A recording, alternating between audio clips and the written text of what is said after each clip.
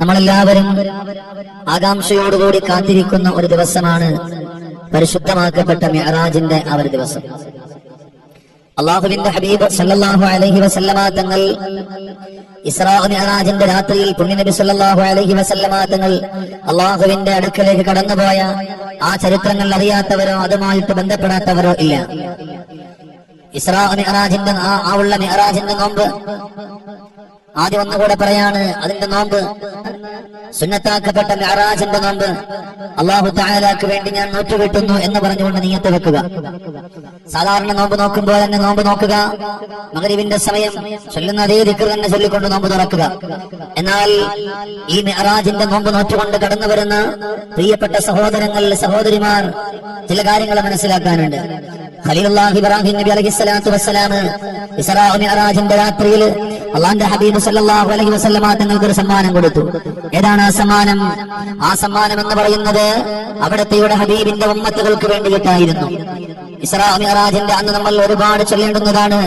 ഇബ്രാഹിം നബി അലൈഹിസ്സലാത്തു വസ്സലാം പറഞ്ഞത് സുബ്ഹാനല്ലാഹ് വൽഹംദുലില്ലാഹ് വലാ ഇലാഹ ഇല്ലല്ലാഹു അല്ലാഹു അക്ബർ. സുബ്ഹാനല്ലാഹ് എന്ന് വൽഹംദുലില്ലാഹ് എന്ന് അല്ലാഹു അക്ബർ എന്നുള്ള ആ ദിക്റുകൾ ഓരോ മനുഷ്യന്റെ ഹൃദയാന്തരങ്ങളിലും അത് കൊണ്ടുവരണമെന്നാണ്. മിഅ്റാജിന്റെ നോമ്പ് നോറ്റുകൊണ്ടിരിക്കുന്നവരൊക്കെ ഈ ദിക്റുകൾ ഇങ്ങനെ അധികരിപ്പിക്കണം. അത് മാത്രമല്ല, ഇസ്തിഗ്ഫാർ അധികരിപ്പിക്കുക.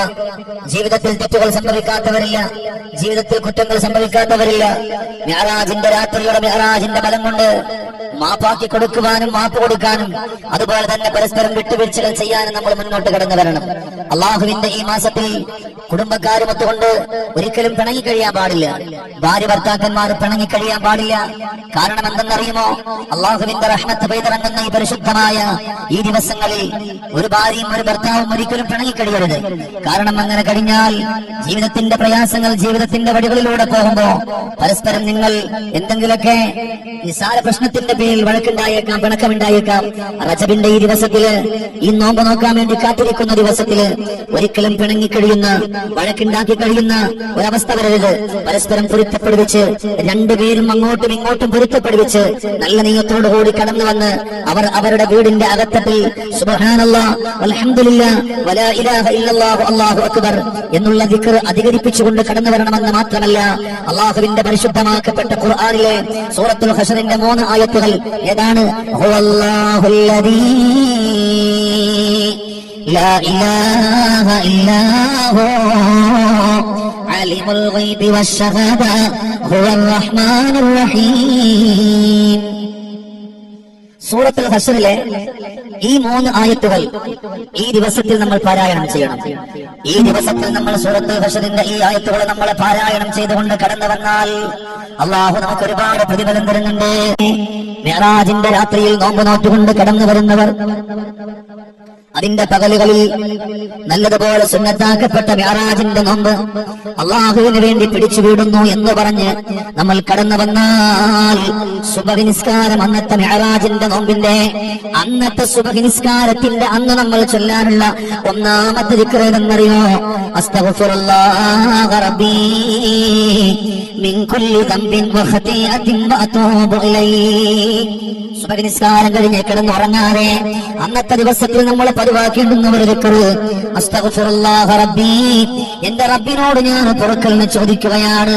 മിൻ കുല്ലി ദംബിൻ വഖതിഅത്തിൻ, ഞാൻ ചെയ്തു പോയ സകലമായ പാപങ്ങളും, ഞാൻ ചെയ്തു പോയ എല്ലാ തെറ്റുകളിൽ നിന്ന്, അല്ലാഹുവേ എല്ലാ പിഴവുകളിൽ നിന്ന് നീ എനിക്ക് മാപ്പ് തരണേ റബ്ബേ എന്നുള്ള ദിക്ർ നമ്മൾ സുബഹി നിസ്കാരം കഴിഞ്ഞ് 17 തവണ നമ്മൾ ചൊല്ലണം.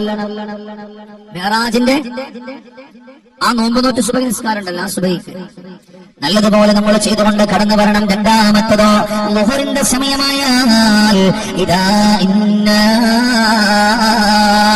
അഅതൈനാകൽ കൗസർ ഫസല്ലി ലിറബ്ബിക വൻഹർ ഇന്ന ശാനിഅക ഹുവൽ അബ്തർ. സൂറത്തുൽ കൗസർ പാരായണം ചെയ്യാം. ശ്രദ്ധിച്ചു കേൾക്കുക, പേനയും പേപ്പറും ഉള്ളവർ എഴുതി വെക്കുക.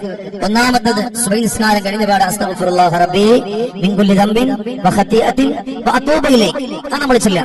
അത് ചൊല്ലിക്കഴിഞ്ഞിട്ടാണെങ്കിൽ പിന്നെ നമ്മൾ കടന്നു വരുന്നതോ പരിശുദ്ധമാക്കപ്പെട്ട പരിപാവനമായ പവിത്രമായ ലഹറിലേക്കാണ്. ഏറ്റവും കൂടുതൽ ക്ഷീണം ഇങ്ങനെ കടന്നു വരികയാണ്. ഇന്നലെ വരെ വെള്ളം കുടിച്ചവരാണ്, ഇന്നലെ വരെ നല്ല മനസ്സോടെ എല്ലാം ചെയ്തവരാണ്. പെട്ടെന്ന് ഒരു ദിവസത്തെ നോമ്പെടുക്കുമ്പോ അതൊരു വല്ലാത്തൊരു ക്ഷീണമാണ്. എന്നാൽ ആ ക്ഷീണമെല്ലാം അടക്കി പിടിച്ചു വെച്ചിട്ട് നല്ല മനസ്സോടെ ഒരാൾ ചൊല്ലുകയാണ്, അല്ലാഹുവേ ഇന്നാ അഅതൈനാകൽ കൗസർ. സൂറത്തുൽ കൗസർ നിങ്ങൾ പാരായണം ചെയ്താൽ നിങ്ങൾക്ക് ഹബീബിന്റെ ഹൗദുൽ കൗസർ ലഭിക്കാൻ അത് കാരണമാണ്. സൂറത്തുൽ കൗസർ അറിയാത്തവരില്ലല്ലോ. അറിയാത്തവരുണ്ടെങ്കിൽ വീട്ടിൽ ഓതാൻ അറിയാവുന്നവരെ കൊണ്ട് ഓദിപ്പിക്കാം. സർവനിസ്കാരം നമ്മൾ നിസ്കരിച്ചു കഴിഞ്ഞ് അവിടെ നമ്മൾ ഇരുന്നാൽ ഇദാ ജാഅ നസ്റുല്ലാഹി വൽ ഫത്ഹ് വറഅയ്തൻ നാസ യദ്ഖുലൂന ഫീ ദീനില്ലാഹി അഫ്വാജാ ഫസബ്ബിഹ് ബിഹംദി റബ്ബിക വസ്തഗ്ഫിർഹു ഇന്നഹു കാന തവ്വാബാ. മൂന്നെണ്ണം പറഞ്ഞു. എന്നുള്ള പരിശുദ്ധമായ സൂറത്ത് ഓതിക്കഴിഞ്ഞാൽ ആ സൂറത്ത് ഓതുന്നതിനോടൊപ്പം തന്നെ അള്ളാഹുവിലേക്ക് അസറിന്റെ ടൈമിൽ അല്പസമയമെന്ന് കണ്ടുപിടിച്ചിട്ട് അള്ളാഹുവിലേക്കൊന്ന് കരങ്ങൾ ഉയർത്തി ദുആ ചെയ്ത ക്ഷീണത്തിന്റെ മേൽ ക്ഷീണമായിരിക്കുന്നവർ ആ ഒരു സമയത്ത് ദുആ ചെയ്താൽ അള്ളാഹു തട്ടിക്കളയില്ല, അള്ളാഹു ഖായിബാക്കൂല. അങ്ങനെ കഴിഞ്ഞ് മഗ്രിബിന്റെ സമയമായി.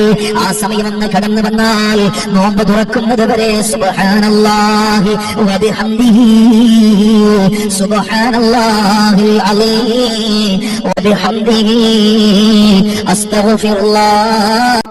അള്ളാഹുവിന് ഏറ്റവും ഇഷ്ടപ്പെട്ട മാസത്തിൽ അള്ളാഹുവിലേക്ക് നമ്മൾ ഇസ്തിഗ്ഫാർ ചൊല്ലിയിട്ട് നമ്മൾ കടന്നു വരാൻ മിസാൻ എന്ന് പറയുന്ന ത്രാസിൽ ഏറ്റവും കൂടുതൽ തൂക്കം കൂടാൻ പറ്റുന്ന അത്ഭുതകരമായിട്ടുള്ള ദിക്റുകളാണ്. ആ ദിക്റ് നിങ്ങൾ ചൊല്ലിക്കൊണ്ട് കടന്നു വന്നു കഴിഞ്ഞാൽ അൽഹംദുലില്ലാഹ് ചെയ്തോക്ക്. കടന്നു വന്നു നോമ്പ് മുറിച്ചോ, ഇശാ നിസ്കാരത്തിന് കടന്നു വരുന്നോ, ഇശാഇന്റെ തൊട്ട് മുമ്പ് വരെ പതിവാക്കണം ബിസ്മില്ലാഹിർ റഹ്മാനിർ റഹീം യാസീൻ. യാസീൻ ഓതി നല്ലതുപോലെ ദുആ ചെയ്തുകൊണ്ട് കടന്നു വരണം. അല്ലാഹു